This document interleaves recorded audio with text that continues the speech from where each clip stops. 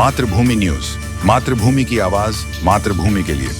સુરતના કતારગામ વિસ્તારમાં આવેલી એનબી જ્વેલર્સની દુકાનમાં એક યુવક રિવોલ્વર લઈને ઘૂસી ગયો હતો. લૂંટના ઈરાદે આવેલા યુવકને જોઈને જ્વેલર્સનો સ્ટાફ ગભરાઈ ગયો. દરમિયાન જ્વેલર્સના માલિકે હિંમત કરતા સ્ટાફે યુવકને ઝડપી પાડ્યો હતો, જેનો દુકાનમાં રહેલા સ્ટાફે વિડીયો પણ ઉતાર્યો હતો. ત્યારબાદ જાણ થઈ હતી કે રિવોલ્વર નકલી જ હતી, માત્ર લાઇટર રિવોલ્વર હતી.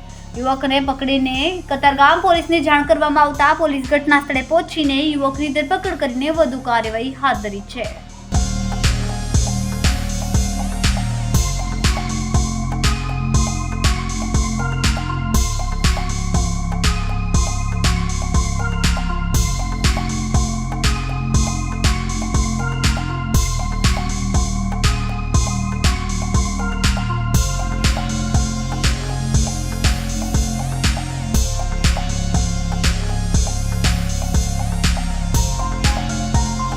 નરેન્દ્ર રાજપૂત.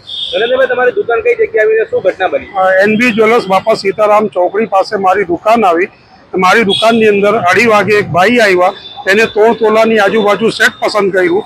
પછી મારા સ્ટાફે અમને સેટ બતાવ્યું, પછી બધું પેકિંગ બુકિંગ કરી નાખ્યું. એ ભાઈએ પછી બેગમાંથી ગન કાઢીને મારા સ્ટાફને બતાવી કે ભાઈ બધું જે બી માલ છે બધું એની અંદર મૂકી દો. પછી અમે લોકો જે છે ને થોડીક સાવધાની રાખીને એ ભાઈને પકડી પાડ્યું. ફોન પોલીસને જાણ કરી, કતારગામ પોલીસ સ્ટેશનને. તરત જ પોલીસવાળા આવીને ભાઈને અરેસ્ટ કરીને પોલીસ સ્ટેશન લઈ ગયા છે. શું કહેશો, આવી રીતના જ્વેલર્સની દુકાનમાં આ પ્રકારે ઘટના બનવી, શું તકેદારીઓ રાખવી જોઈએ? તકેદારી એવી રાખવી જોઈએ કે બધાને આ બાબત હિસાબે સચેત રહેવાનું કે આવી બીજી વખત આવી કોઈ ઘટના થાય નહીં, એ હિસાબે બધાને ચોખ્ખાઈ રાખવાની. એમ કઈ રીતે મોકો જોઈને આ વ્યક્તિએ આ પ્રકારે આ કૃત્ય કર્યું? એ હવે જે છે બપોરના ટાઈમ એને ચૂઝ કરેલું હતું કે માણસો બધા બપોરે જમવા ગયા હોય, ઉપર નીચે હોય, સાઈડ પર હોય, એટલે એ હિસાબે અંદર આવ્યો ને એને ખબર બી નહીં હતી કે ભાઈ એમને ત્યાં આટલા બધા માણસો છે.